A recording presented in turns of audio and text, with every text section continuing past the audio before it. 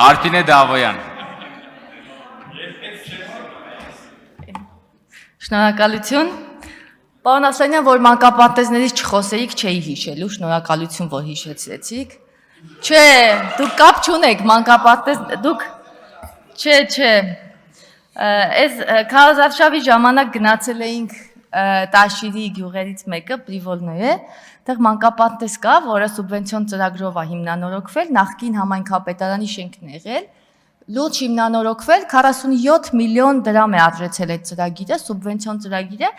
պետություն համայնք համագործակցության արդյունքում մեկ է տեսնում եք մանկապարտեզի վրա գրված է Ամալիա Կարապետյանի անվան համար 2 մանկապարտեզ։ Ուզում եմ հասկանալ, պետություն համայնք սուբվենցիայով է 47 միլիոն, նախահաշվարկային ծրագրի գինը եղել է 51 միլիոն, Պրիվոլները համայնք, սուբվենցիա, բացեք նայեք, զանգեք տարածքային նախարարություն և վրան գրված է Ամալիա Կարապետյանի անվան համար 2 մանկապարտեզ։ Ուզում եմ հասկանալ, դուք ձեր համար մանկապարտեզ եք կառուցում, անուններ եք դնում, խնդիր չկա, բայց պետության, համայնք պետություն համագործակցության արդյունքում կառուցված, վերանորոգված, հիմնանորոգված մանկապարտեզի վրա, ինչի եք տենց բաներ կպցնում, կարելի է իմանալ, այդ որ սենց լուրջ դեմքով սենց բաներ եք անում, դա չի նշանակում, որ վրան գրած չի Ամալիա Կարապետյան։ Նկարը մոտս կա, էսա նկարել եմ, կարամ ցույց տամ, չգիտեմ, իրեն ստատիկն է իմ կարծիքով, անցնեմ հացի մյուս կողմերին։ Պարոն Գևորգյան, դե որ խոսեցիք, ես էլ խոսեմ, այո, մեծավանցիները խաժամուժ չեն, մեր սիրելի քաղաքացիներն են, բայց խաժամուժը այդ ձեր ուղարկած ագրեսիվ մարդիկ էին։ Ասեմ, օրինակ դրանցից մեկը ամիսներ առաջ շատ պատահական Ստեփանավանում եկել էր վարչապետին դժգոհում էր, որ իրեն դեպորտ է արել։ Հետո պարզվեց մի քանի անձնագիր ունի, անունն էլ է փոխել, եւ կարծում եմ դուք նրան չեք ճանաչի, պարոն Կարապետյան, այդ մարդուն ոչ էլ ձեր հայրը կճանաչի, ոչ էլ ուղարկողները կճանաչեն։ Ու այդ մարդկանց մեջից մարդ էլ կար, որ հաջորդ ընտրությունների օրը գնացել էր էլի մախշ դժություն էր սարքել բանում, Մեծավանի ընտրատեղամասում, հետո ոստիկանական ուժեր եկան բան, էլի տհաճ պատմություն եղավ։ Այնպես որ մեծավանցիներին ոչ ոք չի վիրավորել, պարոն Գևորգյան, պետք չէ լինել ավելի տաշիրցի կամ ավելի մեծավանցի, քան Նարեկ Կարապետյանը։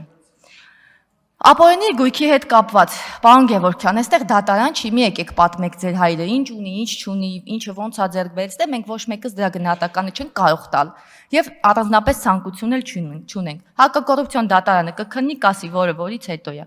Բայց գեղեցիկ եք խոսում, բարեկիրթ, բայց դա դեռ ճշմարտության մասին չէ։ Ձեր հայրը 18 տարի եղել է գյուղապետ, 4 տարի էլ եղել է խոշորացված համայնքի ղեկավար։ Խոշորացման ժամանակ սկզբնական փուլում տարածքային զարգացման հիմնադրամը հարցնում էր համայնքների ղեկավարներին, թե ինչ է իրենց անհրաժեշտ, եւ համայնքի ղեկավարները նախընտրելի տեխնիկաները նշում էին եւ ստանում էին։ Ձեր հայրը ստացել է գրեյդեր եւ ինչ որ էլի տեխնիկաներ, որոնք գյուղատնտեսական գործունեության հետ կապ չունեն եւ երևի օգտագործվել են ձեր անձնական նպատակներով, կարող եմ նման պնդում անել։ Եվ ես գիտեմ, որ խոշորացումից ձեր հայրը երբ որ գյուղապետ է դառել, ինչ որ մեքենաների պարկ գյուղում եղել է։ Էդ էլ չկարևոր։ Ճանապարհների մասին։ Գյուլաքարակ համայնքը եւ ինչու՞ չէ նաեւ Ստեփանավանը սկսել են շնչել, երբ կառուցվեց Դենդրոպարկի ճանապարհը։ Հեղափոխությունից հետո կառուցվեց, դրանից առաջ խրամատներ էին, բոլորը գիտեն այդ մասին, տեսանյութեր կան բազմաթիվ, որպես ձեր գործընկեր եւ մեր գործընկեր Վրույր Այվազյանը հիացած խոսում է, թե «Էս ինչ լավ եղավ, որ այս ճանապարհը վերանորոգվեց եւ սկսվեց աշխատել եւ ժողովուրդը սկսեցին իրենց լավը զգալ»։ Պարոն Այվազյանն էլ այդ ժամանակ ձեր հայրիկի խորհրդականն էր։ Կարծում էի չէիք խոսի Գյուլաքարակ այդ Կուրթան ճանապարհի մասին, որովհետեւ պիտի մի քիչ ավելի երկար մտածեիք այդ ճանապարհի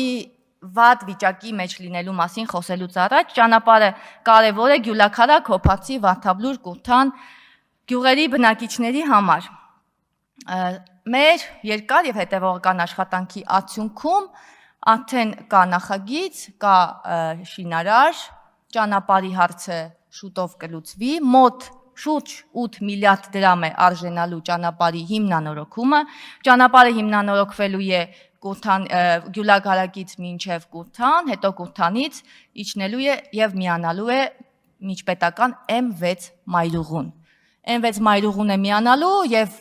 հնևանքն է ընդգրկելու, արևածագի ձորը բոլորի կողմից շատ սիրելի, բայց գիտեք ինչի եմ սա շեշտում, որովհետև ձեր հայրիկների, պարոն Կարապետյանի, ձեր կառավարման ժամանակ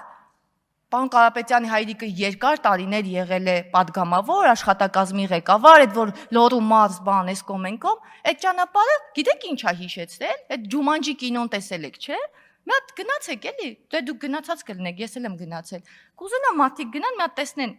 ինչի է տենց էլի։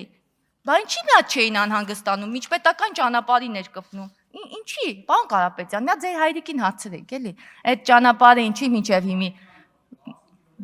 Լավ, ես ասի ձեր հայրիկին հարցրեք, ձեր հայրիկը ստեղ չի, հիմա ինչ եք խոսում։ Հիմա ասում եմ ձեր հայրիկին հարցրեք, պարոն Ղազենյան։ Հարգելի գործընկերներ, պարոն Ղազենյան, պարոն Ղազենյան, պարոն Ղազենյան, պարոն Ղազենյան, խնդրում եմ հանդարտվեք եւ թույլ տվեք, որ ամբողջի մոտի ելույթ ունեցող падգամավորը ելույթ ունենա։ Հարգելի գործընկերներ, պարոն Կարապետյան, Տիկին Դավեյան, մի րոպե, ներողություն։ Պարոն Կարապետյան,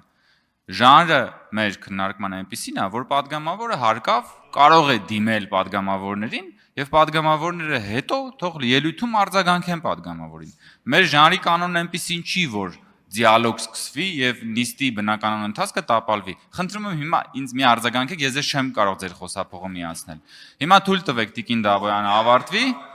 բոլորին եմ ասում։ Հիմա ես ձեզ պարոն Մխիթարյան, շատ լավ, ձեզ վերաբերվում է եւ ձեր խմբակցությանը, եւ մեր խմբակցությանը, եւ մյուս խմբակցությանը։ Բոլորին է վերաբերվում, խնդրում եմ չընդհատել ելույթ ունեցողներին։ Համեցեք Տիկին Դավոյան։ Հուսամ ավարտեցիք։ Բարեկամության մեջ չի մտնում, երբ որ падգամավորը ելույթ է ունենում եւ ինչ որ խոսքի ասում, որը դուր չէ գալիս որևէ մեկի, թողնում դալիճից հեռանում է, մի արձագանքեք որևէ ձևով։ Կգաք այստեղից կխոսեք։ Դուք հրանոթների մասնագետ եք, կարծում եմ այդ գծով կարող եք շատ խոսել։ Հիմա բարեգործության մասին։ Բարեգործության մասին եք խոսում, դուք սկսեցիք բարեգործական ձեր այդ տանիքներ մեր աշխարհահռչակ Բաղձալի, մեր չէ ձեր կոմբայնը եւ այլ, դուք սկսեցիք այն ժամանակ, երբ գիտեիք, որ շուտով թիմ ընտրություններ է գալու եւ այդտեղ այդ թիմ ընտրությունների ժամանակ ձեզ համար ձայներ բերելու եւ այդ գործընթացի համար։ Սակայն դուք շատ լավ գիտեք, որ բարեգործության արգելքը կա, ընտրություններից առաջ երբ որ հրամանը ստորագրվի, բարեգործության արգելքը լինելու է եւ դուք գալու եք այստեղից, ասելու եք, այս չար ու նախանձ իշխանությունները չեն թողում այն կոմբայնը գա ժողովրդին փրկի, հացահատիկը մնալու է դաշտում, սենց է լինելու, նենց է լինելու, այն տանիքները տեղեկանքը չի տալիս, բազմազավակ ընտանիքները մնացին առանց տան, բայց այդտեղ մի հատ խնդիր կա։ Դուք ասում եք մենք բարեգործություն ենք, այդ բարեգործական ծրագրերն իրականացնում ենք այն տարածքներում, որտեղ մենք շատ ձայն ենք ստացել։ Պատկերացնում եք նման իրավիճակ։ Հայաստանի Հանրապետության կառավարությունը նստում է, ասես ցուսակով հանում է, որտեղ ենք մենք շատ ձայն ստացել, պլյուս, որտեղ ենք մենք քիչ ձայն ստացել, մինուս։ Պետական եւ համայնքային ծրագրերը հանել ստեից։ Այդտեղ մենք քիչ ձայն ենք ստացել։ Այս քաղաքացիներին պիտի պատժել։ Դուք լուրջ եք ասում։ Սա բիզնես մտածելակերպ է։ Սա գիտեք ինչի մասին է։ Սա նրա մասին է, որ դուք շեշտը դնում եք որտեղից ինչ ոնց, հիմա էլի ինչ որ բաներ անենք, որ կարողանանք ձայն տանենք։ Սա պետական մտածողություն չի։ Սա հասարակ բիզնես մտածողություն է եւ սրա հետ կապված մի հատ բան էի ուզում ընթերցել, այն որ ասում են կառավարությունը մենակ է թողել գյուղատնտեսությունը եւ այս ձեր առանձնացած բանի վերաբերմունքի համար եմ ասում 2025 թվականին Գյուլաքարակ համայնքում աշնանացանի պետական սուբսիդավորման ծրագրի շրջանակներում գյուղացիների կողմից իրականացվել է 1280 հեկտար ցորենի ցանց։ Այս աշխատանքի արդյունքում 2026 թվականին Հայաստանի Հանրապետության կառավարության կողմից համայնքի գյուղացիներին հատուցվել է շուրջ 102 միլիոն դրամ։ Ծրագրից օգտվել են բազմաթիվ գյուղացիներ, այդ թվում Վրույր Այվազյանը եւ Մեհեր Գևորգյանը, մեր հարգելի Անդրանիկի հայրիկը։ Ինչի համար եմ սա ասում, մենք չենք տարանջատել երբեք։ Քաղաքացին դիմել է, ստացել է ծրագիր, քաղաքացին կլինի ընդդիմադիր, քաղաքացին կլինի քիչ ընդդիմադիր, այս կուսակցությանը ներկայացուցիչ, այն կուսակցության ներկայացուցիչ, դրա մասին չի կարելի այդպիսի բան անել, չի կարելի տարանջատել քաղաքացիներին։ Հետևաբար, ներողության մասին, պարոն Գևորգյան, Էդգար Ղազարյանը ներողություն խնդրեց։ Իսկ դուք որևէ մեկը տեկակ ներողություն խնդրեցիք։ Այ երբ որ Էդգար Ղազարյանը ներողություն կխնդրի սակրավորների ընտանիքներից, երբ որ Էդգար Ղազարյանը շատ իրեն վատը զգալով ներողություն կխնդրի եւ ցանկանում էր սակրավորների մահը, այն ժամանակ ձեզնից յուրաքանչյուրը բարեկրթության սահմաններում կպահանջի, որ մենք ներողություն խնդրենք։ Հետևաբար նորից եմ ասում, խոսելուց առաջ կարծում եմ մտածելը երբեք չի խանգարի։ Շնորհակալություն։